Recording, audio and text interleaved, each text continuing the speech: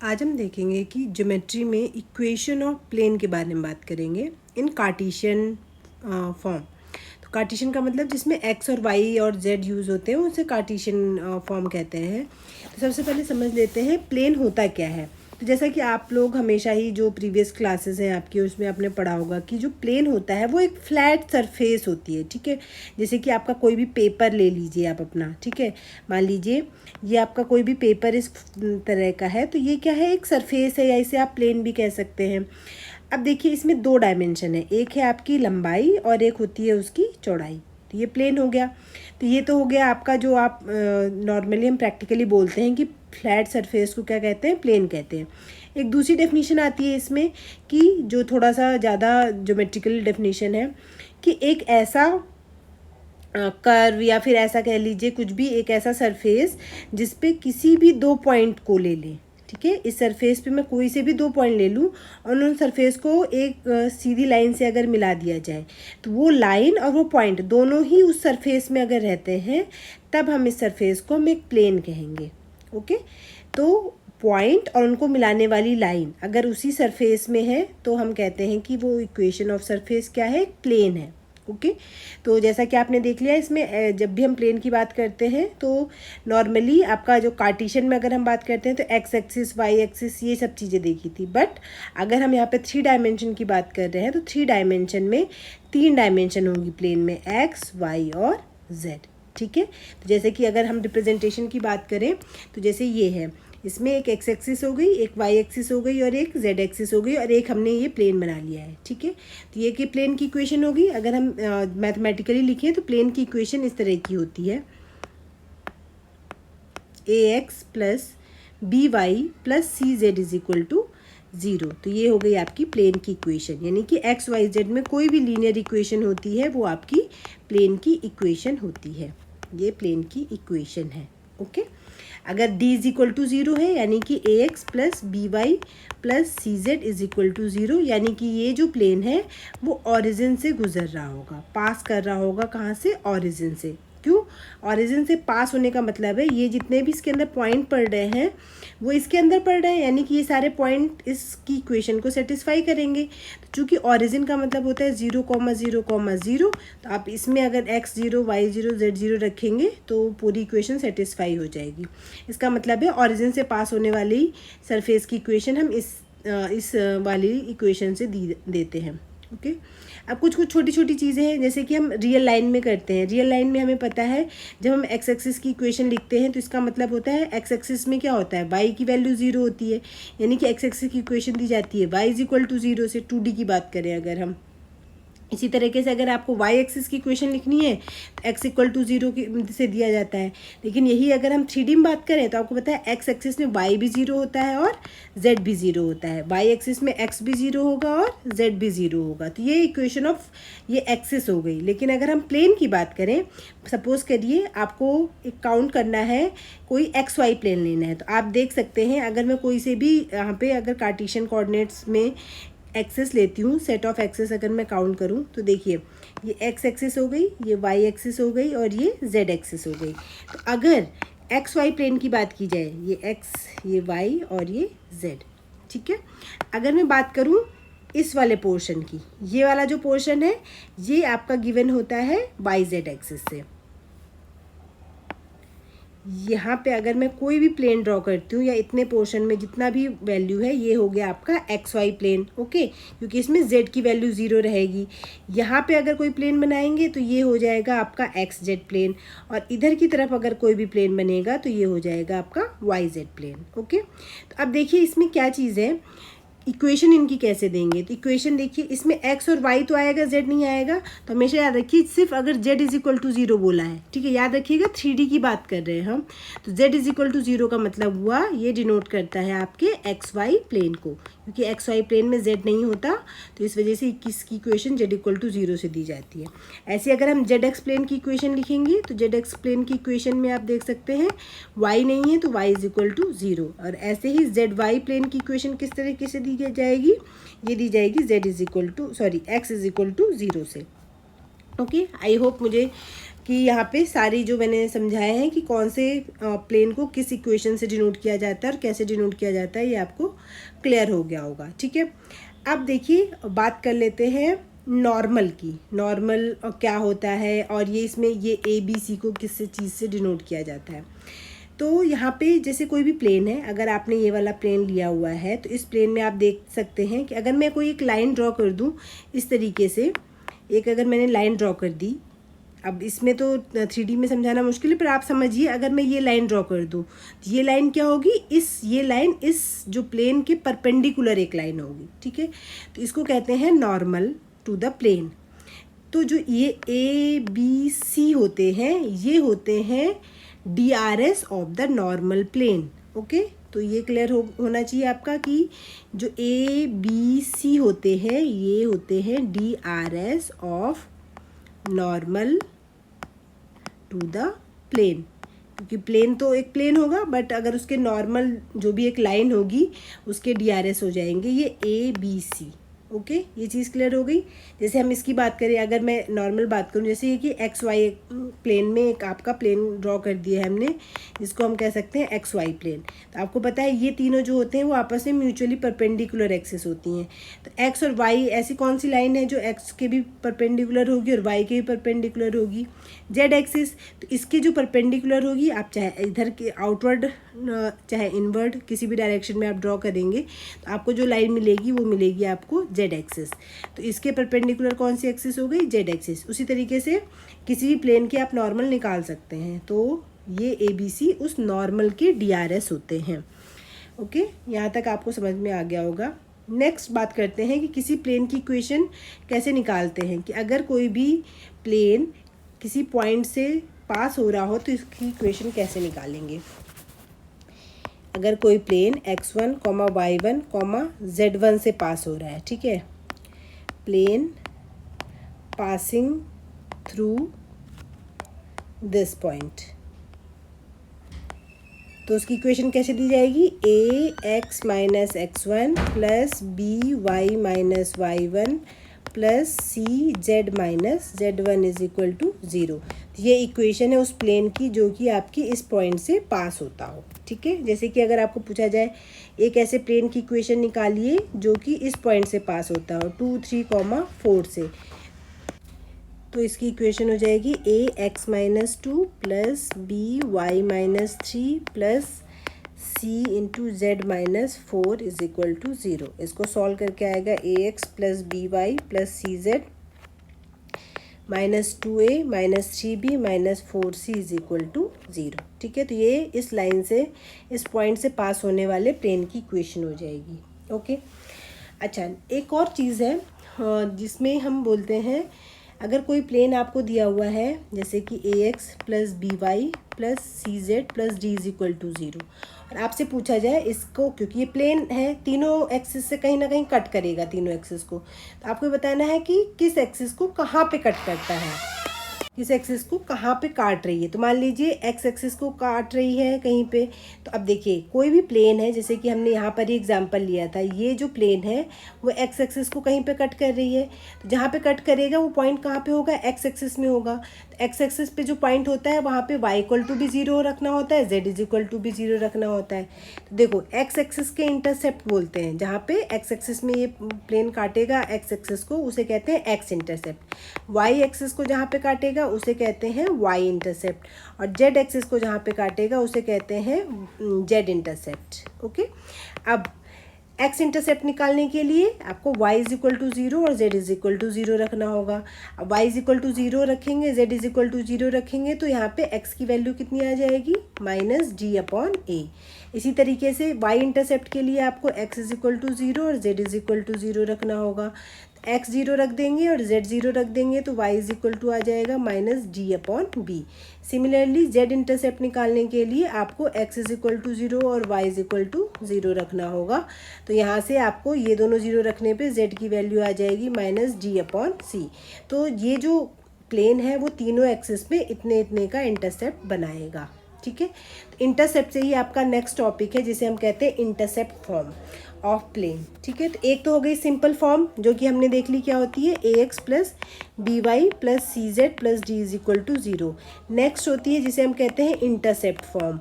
Intercept form में क्या होता है, इंटरसेप्ट फॉर्म का मतलब होता है आप उनके तीनों एक्सिस में जो इंटरसेप्ट बन रहे हैं उसके बेसिस पे वो डेफिनेशन लिखते हैं। जैसे कि यहाँ पे हम बात करें, ये है आपका प्लेन, आप देख सकते हैं कोई भी प्लेन है, ये प्लेन यहाँ पे कहीं पे कट कर रहा है, मान लो ए पॉइंट पे एक्स एक्सिस पे कट कर रहा है, वाई एक्सिस को कट कर रहा है पॉइंट बी पे, और जेड एक्सिस को कट कर रहा है पॉइंट सी पे। तो यहाँ से ओ से ए तक की डिस्टेंस जो हो जाएगी, मान लीजिए स्मॉल ए है, तो इसको कहेंगे एक्स का इंटरसेप्ट।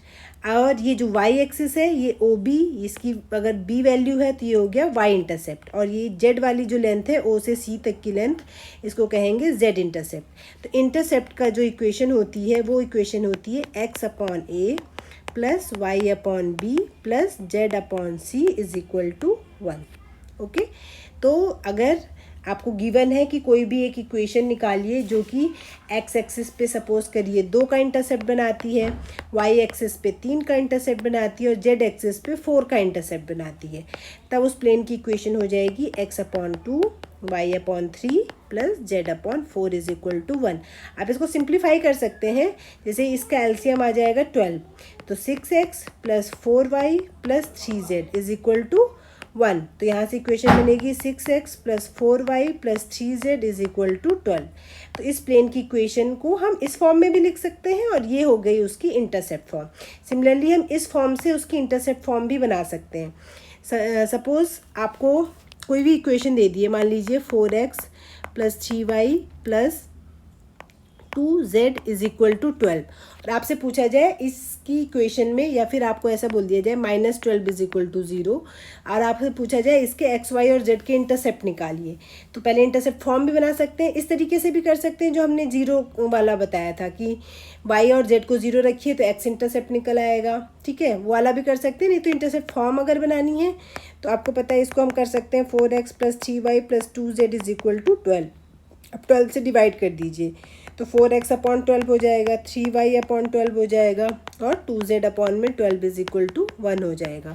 अब 4 से इसको अपॉन में ले आइए तो 12 अपॉन 4 लिख सकते हैं, यानी कि 3, या फिर 4 से कट कर लीजिए, 3 हो जाएगा 3, ये 4 हो जाएगा y upon 4, z upon 6 is equal to 1।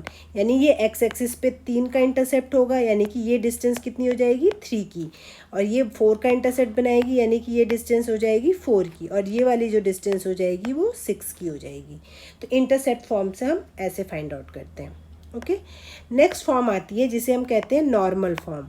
तो एक प्लेन को डिनोट करने का एक और तरीका होता है जिसे हम कहते हैं नॉर्मल फॉर्म। तो नॉर्मल फॉर्म कैसे निकालते हैं? नॉर्मल अभी हमने देखा, नॉर्मल का मतलब होता है प्लेन पे परपेंडिकुलर लाइन।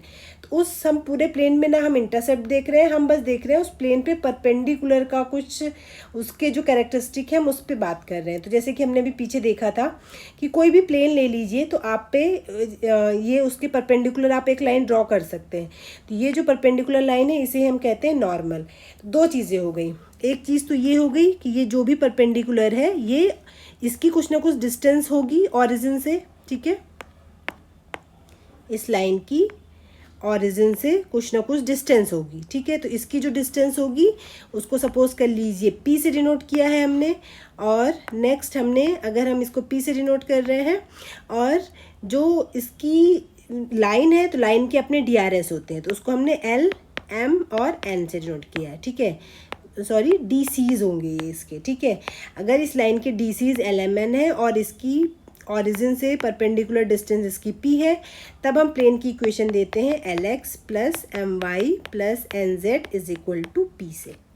ओके, क्लियर हो गया कि 3 तरह के फॉर्म देखे हैं हमने। एक हमने नॉर्मल अलजेब्राइक इक्वेशन में देखा है, एक हमने इंटरसेप्ट फॉर्म देखी, और एक फाइनली हमने देखी है नॉर्मल फॉर्म। तो नॉर्मल फॉर्म में क्या होता है, आपके जो भी उसका नॉर्मल होता है उसके DCs दिए होते हैं और उसकी परपेंडिकुलर डिस्टेंस दी होती है। ओके, अब हमारे पास कोई भी इक्वेशन दी होगी तो हम उसको उसके नॉर्मल फॉर्म में भी कन्वर्ट कर सकते हैं। जैसे कि इसी इक्वेशन को अगर हमें नॉर्मल फॉर्म में कन्वर्ट करना होगा तो कैसे करेंगे, 4x plus 3y plus 2z minus 12 is equal to 0, ठीक है। तो इसकी नॉर्मल फॉर्म कैसे बनाएंगे, तो पहले हमें इसकी ये भी जो भी प्लेन होगा हमें इसके नॉर्मल के जो भी वैल्यूज़ होंगी डीसीज़ की वो हमें पता करनी होगी। तो पहले बात तो नॉर्मल के डीआरएस होते हैं 4, 3 और 2, ये हमें पता होते हैं। अब अगर आपको इसके डीसीज़ पता करने हैं तो कितना हो जाएंगे 4 अपॉन, हम देख चुके हैं कि डीआरएस से डीसीज़ में कैसे कन्वर्ट करना होता है। तो ठीक है, तो डीआरएस है, अब इससे डीसीज़ बना लीजिए 4 square plus 3 square plus 2 square, तो ये हो जाएगा 4 अपॉन में 36 प्लस 9 प्लस 4, 13, 6, 3, 9, 3, 1, 4, 49 यानी कि 7। तो इसके जो डीसीज हो जाएंगे 4 अपॉन 7, 3 अपॉन 7 और 2 अपॉन 7। तो इसकी जो इक्वेशन दी जाएगी वो इसकी इक्वेशन इस तरह से दी जाएगी 4 upon 7 x plus 3y upon 7 plus 2 upon 7 into z is equal to, ठीक है, ये उधर जाएगा तो ये ऑब्वियस सी बात है कितना हो जाएगा 12 हो जाएगा। तो 12 अपॉन में 7, क्योंकि 7 से डिवाइड करेंगे तो पूरे में ही डिवाइड करेंगे। तो ये इसकी इक्वेशन हो गई, ये इसके डीसीज हो गए, और जो भी प्लेन का नॉर्मल था, और 12 अपॉन 7 इस नॉर्मल की ऑरिजिन से डिस्टेंस हो जाएगी। ठीक है, तो फॉर्मूला क्या बना कि अगर कोई भी plane a x plus b y plus c z plus d is equal to 0 की फॉर्म का है, तो जो इसकी नॉर्मल फॉर्म होगी वो इस तरीके से दी जाएगी a upon under root a square plus b square plus c square into x plus b upon under root a square plus b square plus c square into y plus c upon under root a square plus b square plus c square into z plus d upon under root a square plus b square plus c square is equal to 0। बस इस number से पूरी equation में divide कर देंगे तो आपको इसकी नॉर्मल फॉर्म मिल जाएगी। ठीक है, तो एक फॉर्म को दूसरी फॉर्म में आराम से चेंज कर सकते हैं, और सब अल्टीमेटली अगर आप उनको सिंप्लीफाई करोगे तो वो एक ही फॉर्म निकल के आती हैं। ठीक है, बस उनका रिप्रेजेंटेशन थोड़ा थोड़ा अलग है, बाकी सब चीज़ें उनकी सेम ही होती हैं। नेक्स्ट क्वेश्चन है, इसी पे बेस्ड है जो हमने चीज़ें पढ़ी हैं। आपको equation of plane find out करनी है, जिसके लिए foot of perpendicular from origin to it is 2, 3, -1। ठीक है, आपको क्या दिया हुआ है, एक ऐसे प्लेन की इक्वेशन निकालनी है जिसका foot of the perpendicular from origin to it is 2, 3, -1। तो इसका क्या मतलब है इस क्वेश्चन का? पहले तो हमने एक प्लेन ड्रॉ कर लिया आपका सिंपल। ठीक है, अब इस प्लेन पे कोई ना कोई एक नॉर्मल लाइन आपने ड्रॉ करनी है। वो नॉर्मल कहाँ से खींचा गया है? फुट ऑफ द परपेंडिकुलर का मतलब होता है आपको एक परपेंडिकुलर ड्रॉ करना है। परपेंडिकुलर फ्रॉम ऑरिजिन बोला गया है, यानी कि ऑरिजिन से जब आप इस पे परपेंडिकुलर ड्रॉ करेंगे तो ये कहीं ना कहीं मैच करेगा इस प्लेन पे। उस प्लेन को कहेंगे इस परपेंडिकुलर का फुट। ठीक है, फुट ऑफ परपेंडिकुलर का ये मतलब हुआ, वो कितना है 2, 3, -1, और ये है ऑरिजिन यानी कि 0, 0, 0। तो आपको क्या निकालना है? Equation of plane. तो इक्वेशन ऑफ प्लेन के लिए दो चीज़ें चाहिए होती हैं अगर आप यूजुअल मेथड से कर रहे हैं। एक तो ये प्लेन जो है, एक पॉइंट जहाँ से वो पास आउट हो रहा हो, पासिंग थ्रू हो रहा हो, और दूसरी चीज़ उसके डीआरएस उसके नॉर्मल के। ठीक है, तो ये लाइन है, ये इस पे नॉर्मल है, तो इसके डीआरएस आप आराम से निकाल सकते हैं। हमने पढ़ा है प्रीवियस वीडियोस में 2, -0, 3, -0 और -1, -0। तो इसके डीआरएस हो गए 2, 3 और -1। रही बात एक पॉइंट जिससे पास होना चाहिए, वो ये हो गया। तो किसी भी पॉइंट से पास होने की इक्वेशन हमने देखी थी, x - x1 plus b y - y1 प्लस c z minus Z1 is equal to 0। तो ए बी सी की वैल्यू तो 2, 3, -1 हो गई, x माइनस और x1 हो गए ये पॉइंट जहाँ से पास होता है। तो x - 2, 3, y - 3 प्लस सी की जगह -1 और z -1 इज इक्वल टू 0। इसको जब सॉल्व करेंगे, सिंप्लीफाई करने के पे आएगा 2x plus 3y minus z is equal to 14। तो जो रिक्वायर्ड प्लेन था उसकी इक्वेशन ये हो गई। ठीक है, तो बहुत जैसा आप कहता जा रहा है, जो हमने प्रीवियस में हमने डीआरएस डीसीज पढ़े थे वो कंसेप्ट भी उसमें यूज़ करते जाएंगे और आप आराम से कर लेंगे। एक और क्वेश्चन, फाइनल क्वेश्चन कर लेते हैं। Find the equation of plane passes through the point 3, -3, 1 and इससे पास हो रहा हो। ठीक है, ये पासेस थ्रू वाला पॉइंट है, और जो नॉर्मल है is normal to the line joining the point 3, 4, -1 और 2, -5, 5। ठीक है, तो प्लेन इससे पास हो रहा है और परपेंडिकुलर है इन दोनों पॉइंट को ज्वाइन करने वाली लाइन के। ठीक है, तो अगर मैं इसका एक तरीके से अगर मैं इसका डायग्राम ड्रॉ करूँगी तो ये प्लेन हो गया। अब इसमें आपको ये जो है वो परपेंडिकुलर है किसी पॉइंट पे। ठीक है, तो ये हो गया मान लीजिए normal to the line joining, दो पॉइंट को ज्वाइन करेगा। एक हो गया आपके पास 3, 4, -1 और एक पॉइंट है आपका 2, -5, 5 और एक आपको पॉइंट अलग से दिया हुआ है जहाँ से ये पास होता है। तो किसी भी पॉइंट से पास होने की इक्वेशन तो हमें पता है x -3 हो जाएगा प्लस बी एक्स प्लस 3 हो जाएगा। यहाँ से पास हो रहा है ना y +3 और यहाँ पे हो जाएगा z -1 इज इक्वल टू 0। अब नेक्स्ट हमें ए बी सी पता करने होते हैं। ए बी सी क्या होते हैं? नॉर्मल के DRS। तो नॉर्मल ये लाइन है और ये जो है दोनों के एंड पॉइंट दिए हुए हैं, तो आप DRS इनके सब्ट्रैक्शन से निकाल सकते हो। 3 - 2 1, 4 - -5 9, -1 -5 कितना हो जाएगा? -6। तो ये हो गए A, B और C। तो ये हो जाएगा आपका x -3 9 × y + 3 और c की वैल्यू हो जाएगी -6 × z -1। Okay, 4 minus equal to 0। Solve करेंगे x + 9y - 6z -3 9 27 -3 यानी कि 24 और यहाँ से बनेगा आपका +6 यानी कि 30। तो +30 इज इक्वल टू 0। तो ये हो जाएगी रिक्वायर्ड प्लेन की इक्वेशन। ओके, तो आई होप मुझे जितनी भी चीज़ें यहाँ पे हमने बताई हैं, यहाँ पे कितने टाइप की इक्वेशंस होती हैं प्लेन की और DRS डिसीज और गिवन इक्वेशन से आप जो भी आपके पॉइंट्स दिए हुए हैं उनके बेस पे आप किसी भी प्लेन की इक्वेशन कैसे निकाल सकते हैं। ओके, नेक्स्ट वीडियो में हम दो प्लेन के एंगल और अदर टॉपिक्स के बारे में बात करेंगे।